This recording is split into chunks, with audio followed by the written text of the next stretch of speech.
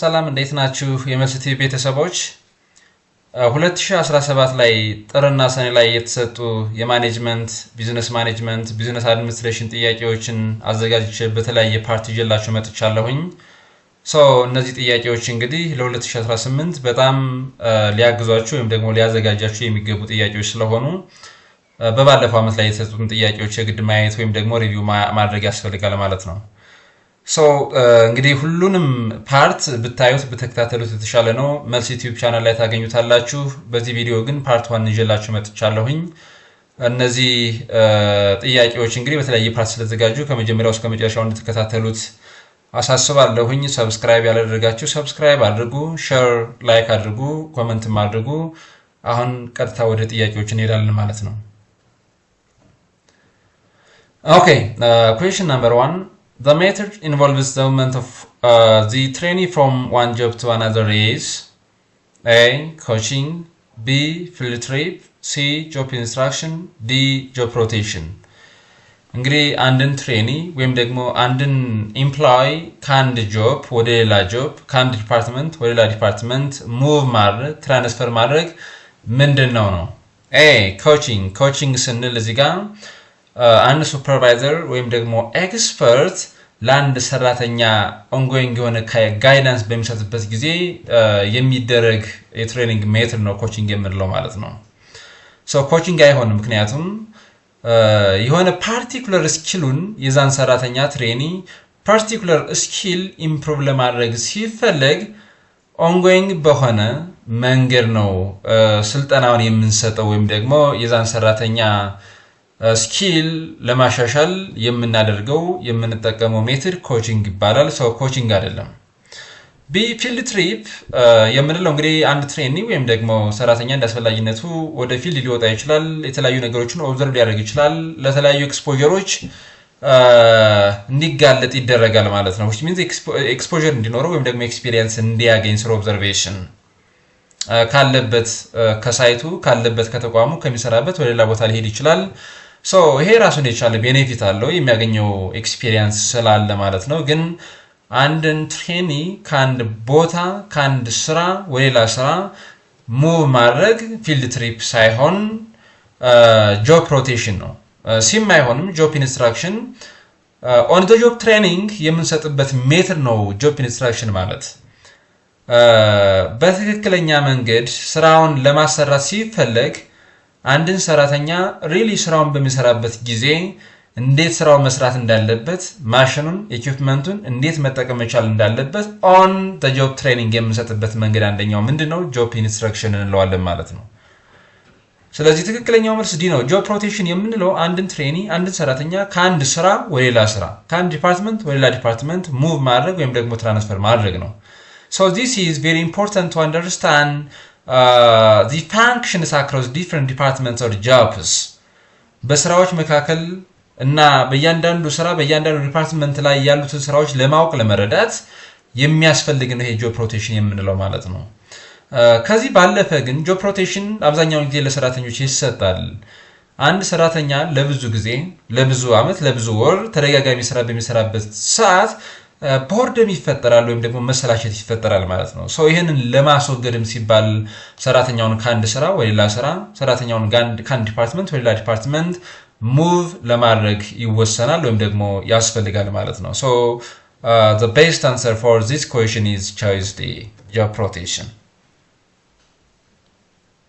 question number 2 the well proposed research design is A it can only be applied to quantitative research studies B it is developed after data collection is complete C it is independent of the research objectives D is determined the type of data to be collected and analyzed ስንመለከተው እንግዲህ well proposed የሆነ research design ለquantitative research studies ብቻ አይደለም የሚያገለግለው research design is very important for both quantitative and qualitative research studies ይሄ ለኳንቲቲቭ ብቻ ሳይሆን የሚያገለግለው ለኳሊቴቲቭ የሚያገለግላል ለማንኛውም አይነት ኢንቨስቲጌሽን ወይም ደግሞ ኢንኩሪ ሪሰርች ኮንዳክት ለማድረግ የግድ ሪሰርች ዲዛይን ያስፈልጋል ማለት ነው ዌል ፕሮፖዝድ የሆነ ሪሰርች ዲዛይን ያስፈልጋል ማንኛውንም አይነት ኢንቨስቲጌሽን ሪሰርች ኮንዳክት ለማድረግ ሶ ቾይስ ኤ አይሆንም ማለት ነው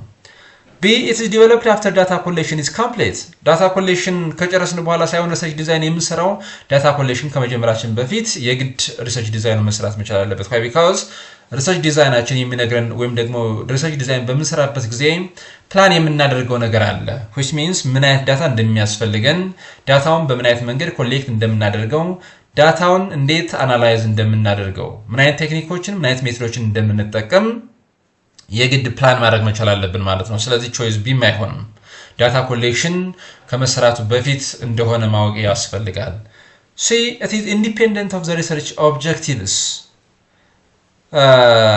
research objectiveን መሰረት አድርገን ነው እንጂ independent of research objectives አይደለም research design የምንሰራው why because research ለመስራት ምን ጊዜም ዋናውና ትልቁ ነገር ቤዚክ የምንለው ነገር ምንድነው research objective ወይም ደግሞ research question or hypothesis ነው even dataውን ኮሌክት የምናደርገው ናይስ ዳታ አናላይሲስ የምንሰራበትም to address the basic research questions and objectives እንደሆነ ይታወቃል ስለዚህ ሪሰርች ዲዛይን በመንሰራበት ጊዜ ምን ጊዜም ቢሆን ለሪሰርች ኦብጀክቲቫችን ለሪሰርች ኩዌስቸናችን ናይስ ሪሰርቹን ለመስራት ምን አይነት ዴታ እንደሚያስፈልገን ዲተርሚን መደረግ መቻል አለበት at the beginning in advance ማለት ነው ስለዚህ ቾይስ ሲ አይሆንም ዲ It determines the type of data to be collected and analyzed. ይሄ ነው ትክክል ስለ ሪሰርች ዲዛይን ማለት ነው ሪሰርች ዲዛይን በመሰራበት ጊዜ ምን አይነት ዴታ እንደሚያስፈልገን ዴታ ታይፑን የግድ ዲተርሚን ማድረግ መቻል ይኖርብናል እንዴት ኮሌክት እንደምናደርገው እንዴት አናላይዝ እንደምናደርገው ሪሰርች ዲዛይናችን ላይ ማስቀመጥ መቻል አለብን ማለት ነው ሶ ቾይስ ዲ ትክክለኛው መልስ ይሆናል ማለት ነው የሶስተኛው ጥያቄ In ABC automobile company, the repair department has a design capacity of 50 trucks per day. Effective capacity is 40 trucks per day, while the actual capacity is 36 trucks per day. By how much percentage of the company is utilized its overall capacity? ይሄ እንግዲህ ጥያቄው ስለ ካፓሲቲ ፕላኒንግ ነው ሶ ካፓሲቲ ፕላኒንግ ላይ ካፓሲቲ ሜዠር ለማድረግ የምንጠቀምባቸው ሶስት አይነት መንገዶች አሉ ወይም ደግሞ ዲዛይን ካፓሲቲ ኢፌክቲቭ ካፓሲቲ እና አክቹዋል ካፓሲቲ ወይም ደግሞ አክቹዋል አውትፑትን የሚል ግምት ውስጥ በማስገባት to what extent and where the company is achieved it is effective in design capacity የሚለውን ምን ማድረግ እንችላለን ሜዠር ማድረግ እንችላለን ማለት ነው ሶስት ነገሮች ተሰጥተውናል እዚህ ጋር እንደምትመለከቱት ዲዛይን ካፓሲቲው በቀን 50 ትራኮችን ማምረት ነው effective capacity 40 ትራኮችን per day ማምረት ነው which means effective capacity ማለት under a normal working condition የማምረት አቅሙ ይሄ አውቶሞቢል ካምፓኒ ABC አውቶሞቢል ካምፓኒ የማምረት አቅሙ በቀን 40 ትራክ ነው whereas ዲዛይን ካፓሲቲ ስንል ግን in a special condition in ideal condition የማምረት አቅሙ 50 ትራክ ነው ግን መጨረሻ ላይ ተመርቶ የተገኘው ወይም ደግሞ actual capacity ስንመለከተው 36 ትራክስ per day እንደሆነ ነው ሶስት ኑሜሪካል ዳታዎች ተሰጥተውናል እነዚህን በመጠቀም እንግዲህ ዩቲላይዜሽኑን ወይም ደግሞ ኤፊሺየንሲው ሜዠር ማድረግ ይቻላል to what extent and which the effort of workforces machines equipments are utilized የሚለውን ሜዠር ማድረግ እንችላለን ማለት ነው ስለዚህ እዚህ ጋር የተጠየቀው ኦቨርኦል ካፓሲቲውን ወይም ደግሞ ዩቲላይዜሽኑን ስለሆነ ዩቲላይዜሽኑን ካልኩሌት ለማድረግ ደግሞ ይሄኛውን ፎርሙላ መጠቀም ነው ዩቲላይዜሽን is the ratio of actual output to design capacity ማድረግ ነው then in terms of percentage ስለተቀመጠ ጥያቄው actual output over design capacity ሲባዛ በ100% ማድረግ ነው actual output ወይም ደግሞ actual capacity 36 tracks per day ነው design capacity 50 tracks ነው ሲባዛ በ100% so የምናገኘው ምን ይሆናል 0.72 ይሆናል so we have to convert it into a percentage 0.72 ሲባዛ በ100% 72% ይሆናል choice A ይሆናል ማለት ነው ትክክለኛው መልስ Question number 4. Which of the following is a key factor in achieving competitive advantage through operations? A. Flexibility in production process. B. Low investment in technology. C. High employee turnover. D. Limited product variety.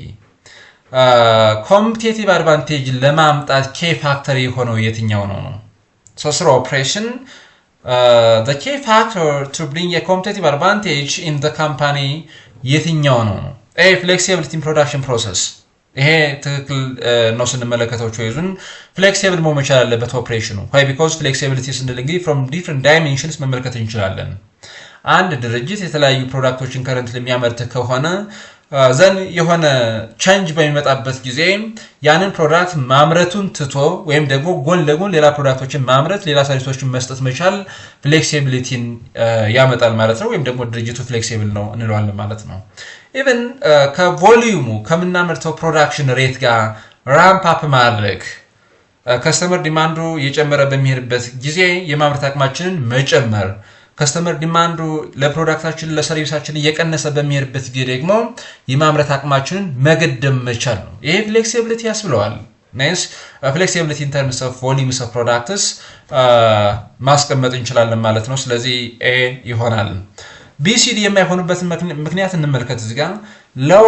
investment in technology competitive advantage ባውኑ especially in this era in this time nowadays investment in technology ያስፈልጋል ካምፓኒዎች ካፒታል ኢንተንሲቭ መሆን መቻል አለባቸው ብዙ ዩኒት ፕሮዳክት ለማምረት ቴክኖሎጂ ያስፈልጋል ማሽን ኢኩዊፕመንት ያስፈልጋል so we have to invest more and more in technology ስለዚህ low investment in technology cannot bring a competitive advantage competitive advantage እንደናመጣ ያደርገንም ኢንቨስት አለማድረጋችን ቴክኖሎጂ ላይ ሌተስት የሆኑ ብሬክስሩ የሆኑ ማሽኖችን ቴክኖሎጂዎችን አለመግዛት ኮምፒቲቲቭ አድቫንቴጅ እንዳናገኝ ያደርገናል ማለት ነው እንድንወጣ ሊያደርገን የሚችል አንደኛው ፋክተር ነው ባይዘው ይሄኛው ሁለት ሲንስ እንመለከት ሃይ ኤምፕሎይ ተርኖቨር የምንለው ነው ኤምፕሎይ ተርኖቨሩ እንግዲህ ድርጅቱን ለቀው የሚሄዱት ሰራተኞች በጣም እየጨመሩ ከሄዱ ወይም ደግሞ ቁጥሩ from time to time እየጨመረ በሚሄድበት ጊዜ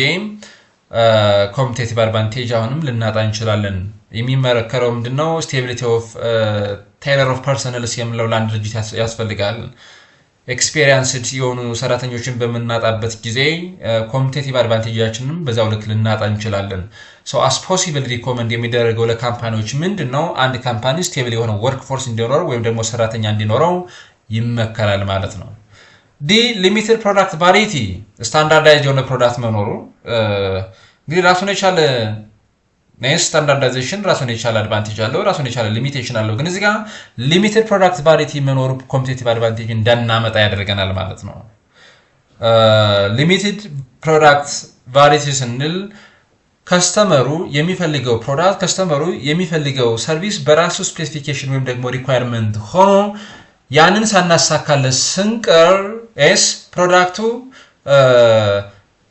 የዛ ፕሮዳክት ላይ የምናስቀምጣቸው ፊውቸሮች ከስተመር በሚፈልገው ልክ ካልሆነ it lacks variety even አንደኛው ከስተመር የሚፈልገው ከሌላኛው የሚፈልገው ስለሚለያይ ኮምፒቲቲቭ አድቫንቴጅ እንዳናመጣ ሊያደርገን የሚችል አንደኛው ይሄ ነው ለምን it lacks variety okay so choice A ሆናል ማለት ነው ትክክለኛው መልስ አምስተኛው ጥያቄ when goods can be produced more cheaply in one country than in another the first country is said to have A relative profit advantage B absolute cost advantage C theory of mercantilism and D comparative cost advantage it talks about trade theory ስለ trade theory ነው የሚያወራው ይሄኛው ማለት ነው አንድ ሀገር cheaply which means efficiently ወይም ደግሞ cost effective ሆና ማምረት ከቻለች ከሌሎች ሀገራት ምን አይነት አድቫንቴጅ አለው ነው ይሄ በጣም ቀላል ነገር ነው እንግዲህ ብዙ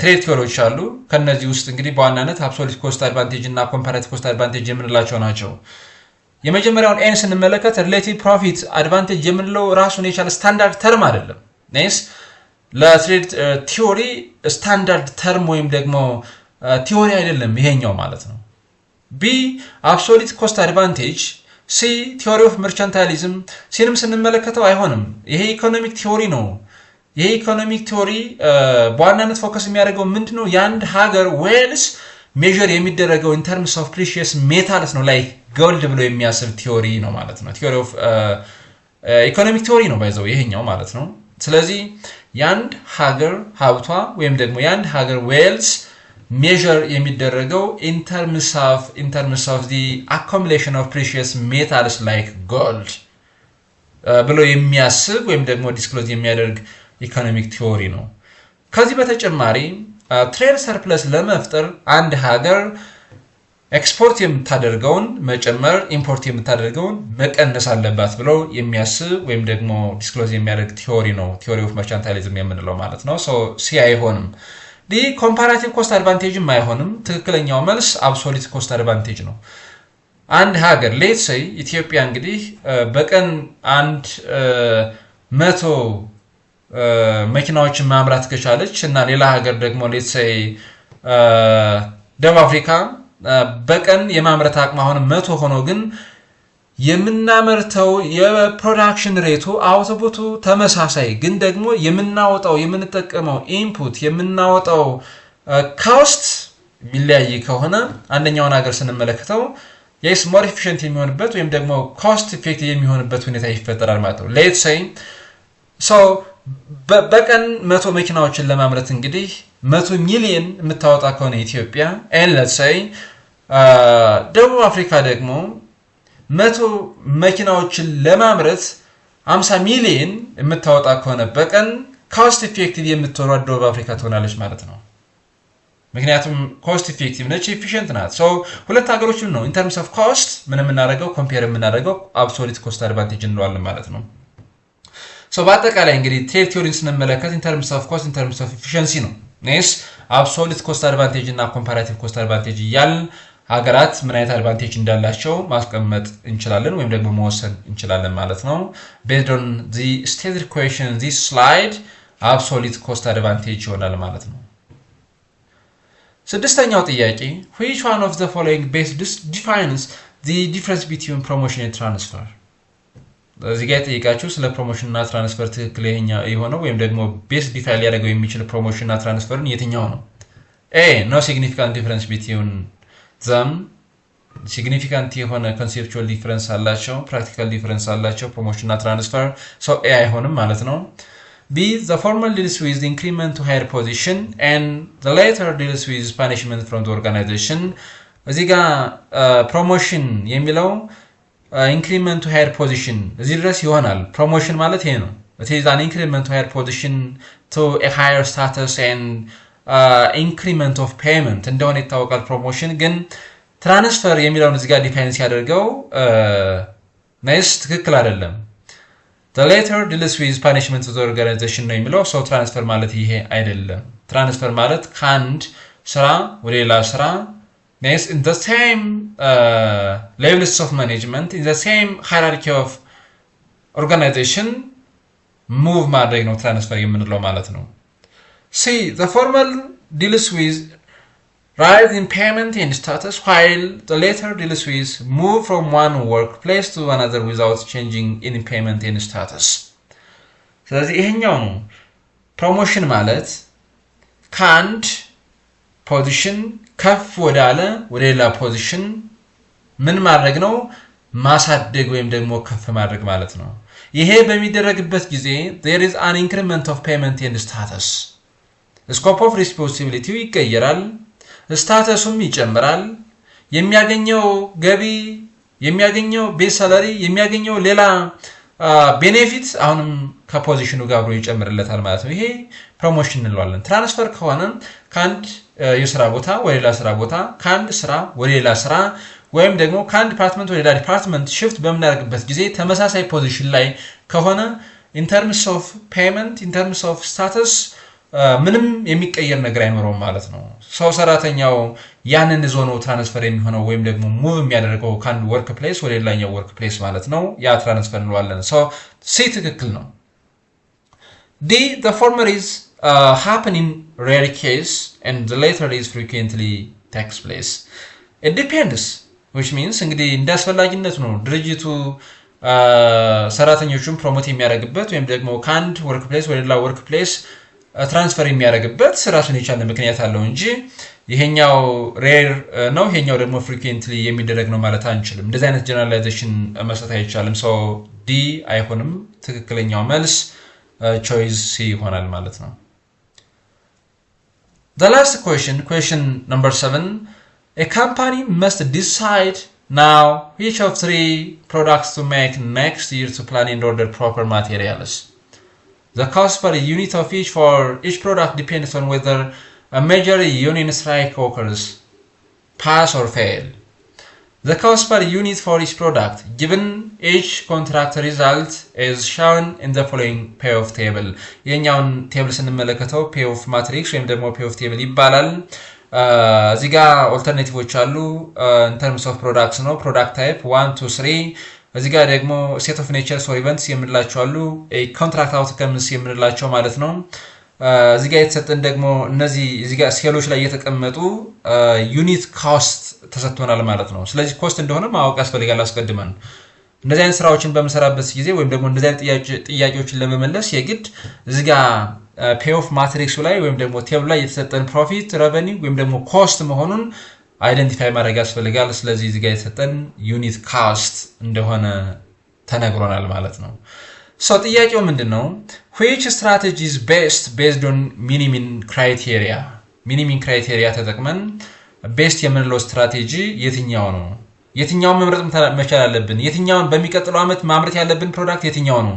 ፕሮዳክት ታይፕ 1 ነው? ፕሮዳክት ታይፕ 2 ነው? ፕሮዳክት ታይፕ 3 ነው? የትኛው ነው መምረጥ መቻል ያለብን የሚለውን ሚኒሚም ክራይቴሪያ ወይም ደግሞ the most optimistic criteria የሚባለውን በመጠቀም yes የትኛውን ፕሮዳክት ነው መምረጥ መቻል ያለብን የትኛውን ኦልተርኔቲቭ ነው?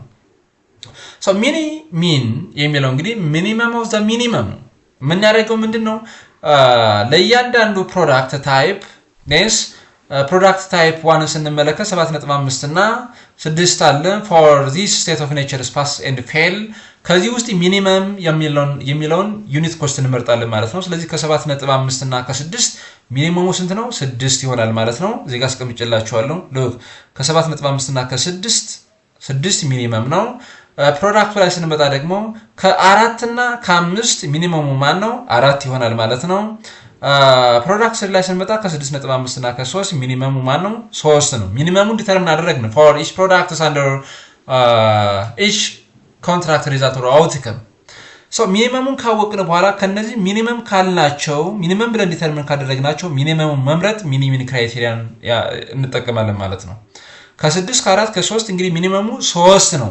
ስለዚህ ይሄ ካምፓኒ መምረጥ መቻል አለበት የኛውን ክራይቴሪያ ተጠቅሞ ፕሮዳክት 3 ነው ማለት ነው። ፕሮዳክት 3 ይሆናል ማለት ነው። so choice C መሆን አለበት ማለት ነው። product 3 has to be selected based on this criteria minimum criteria በመጠቀም ኦኬ ፓርት 1 ይሄን ይመስላል። ፓርት 2 ፓርት 3 በአጠቃላይ እንደነገርኳችሁ 10 ፓርቶችን አዘጋጅቼላችኋለሁኝ። ተራ በተራ እዚሁ መልስ ዩቲዩብ ቻናል ላይ እለቅላችኋለሁ። ከናንተ የሚጠበቀው ሰብስክራይብ፣ ሼር፣ ላይክ፣ ኮሜንት እያደረጋችሁ መከታተል ይሆናል። ፓርት 2ን ጠብቁ። አሁን በቅርብ እለቅላችኋለሁ። Thank you for watching this video.